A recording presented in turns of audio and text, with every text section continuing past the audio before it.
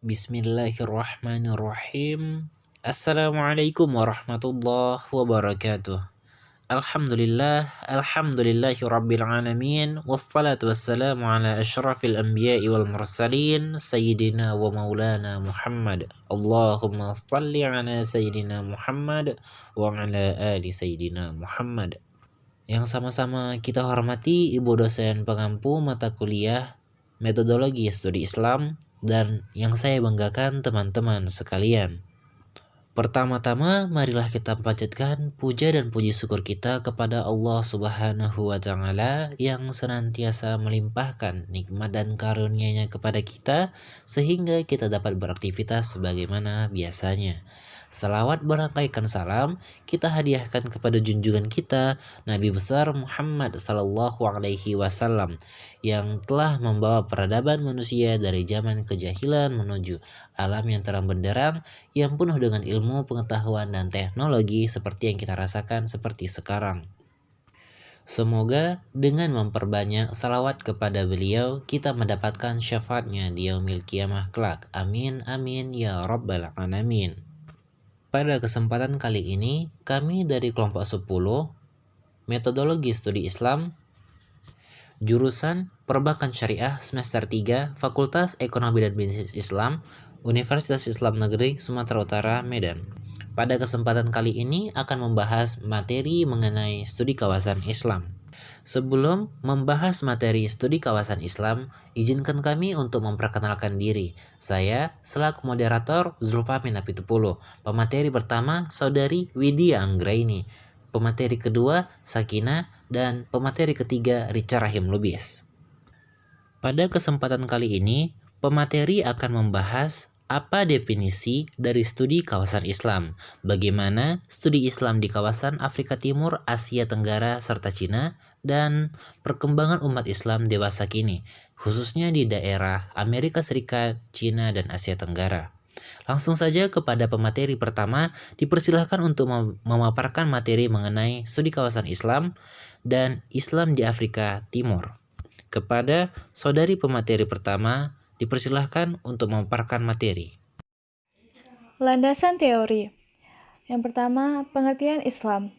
Menurut Umar bin Khattab, Islam adalah agama yang diturunkan Allah Subhanahu wa taala kepada Nabi Muhammad SAW. Agama ini meliputi akidah, syariat, dan akhlak.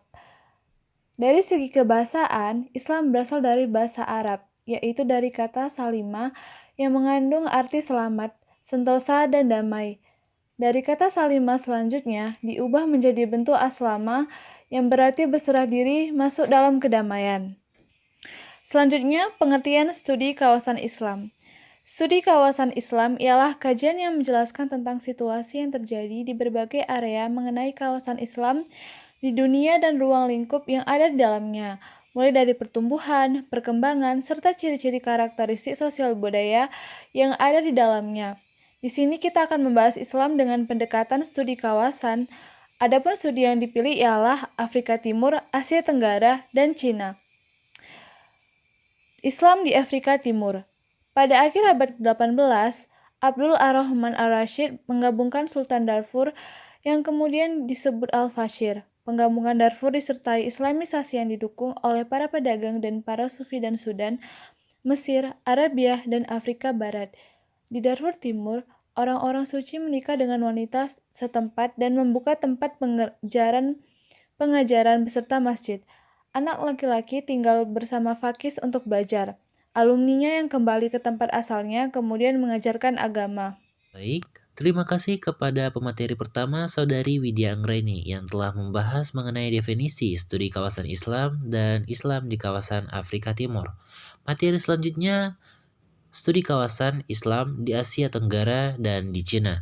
Kepada saudari pemateri kedua, Saudari Sakina, dipersilahkan dengan segala hormat. Assalamualaikum warahmatullahi wabarakatuh. Perkenalkan, nama saya Sakina.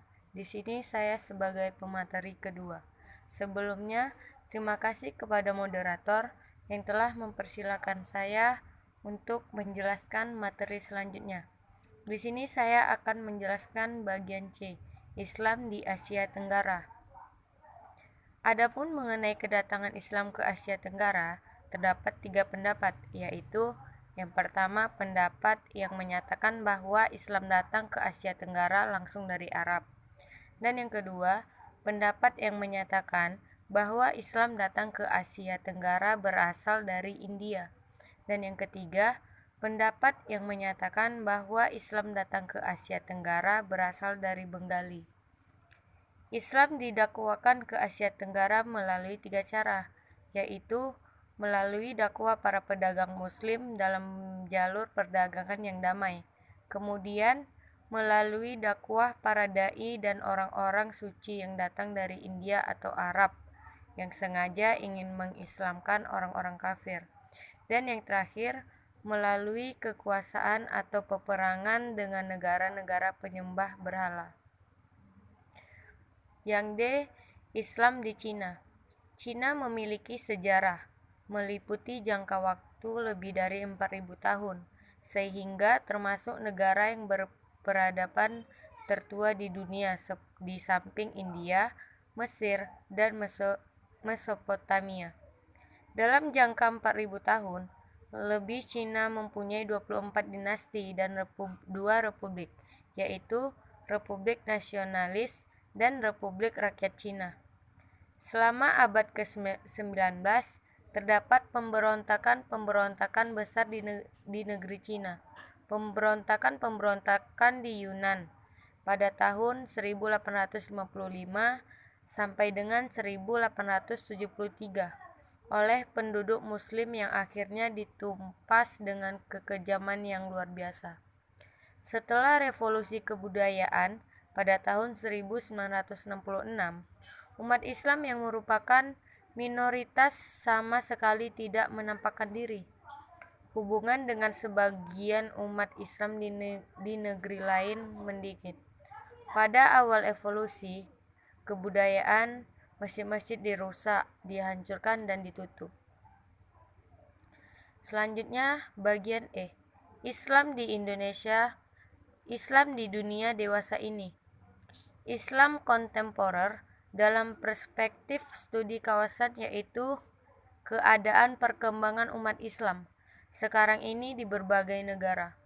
Yang akan dibahas dalam bagian ini yaitu Islam di Barat atau Amerika Serikat, Islam di Cina, dan Islam di Asia Tenggara. Hanya ini yang bisa saya sampaikan, selebihnya saya mohon maaf.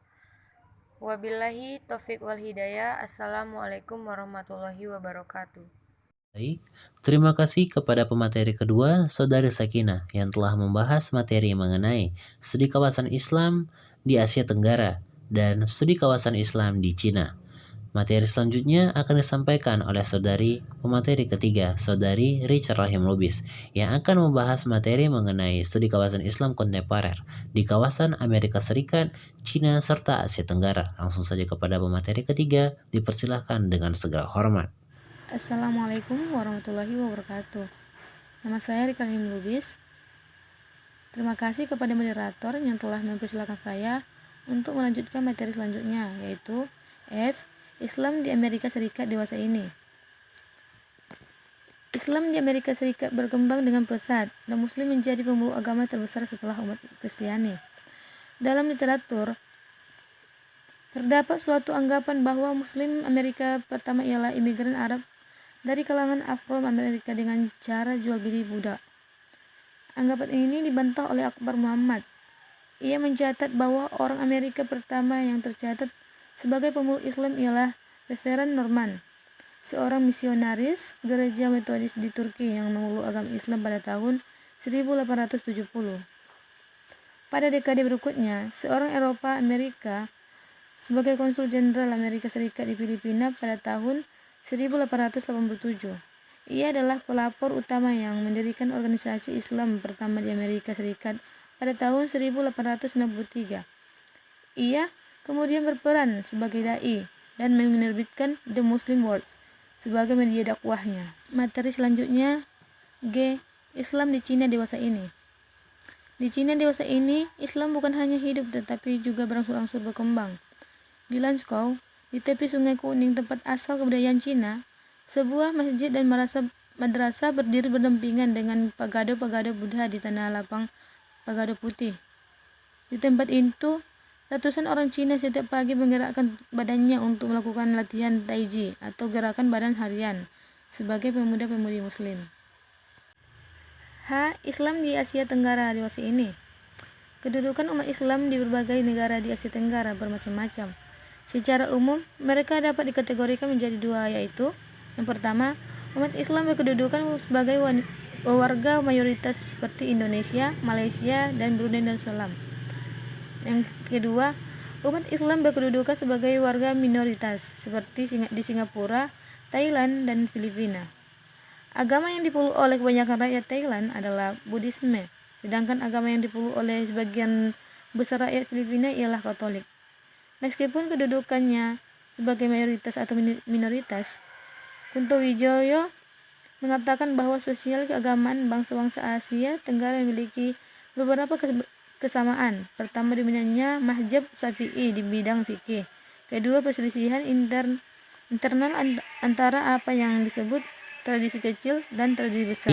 Terima kasih kepada pemateri ketiga, Saudari Richa Rahim Lubis, yang telah membahas materi mengenai studi kawasan Islam kontemporer di kawasan Amerika Serikat, Cina, serta Asia Tenggara. Dengan demikian berakhir pula presentasi kami pada kesempatan kali ini. Saya selaku moderator memohon maaf bila terjadi kesalahan serta keilapan kami dalam memaparkan materi, dan kepada Allah kami mohon ampun. Wabillahi taufiq wal hidayah. Wassalamualaikum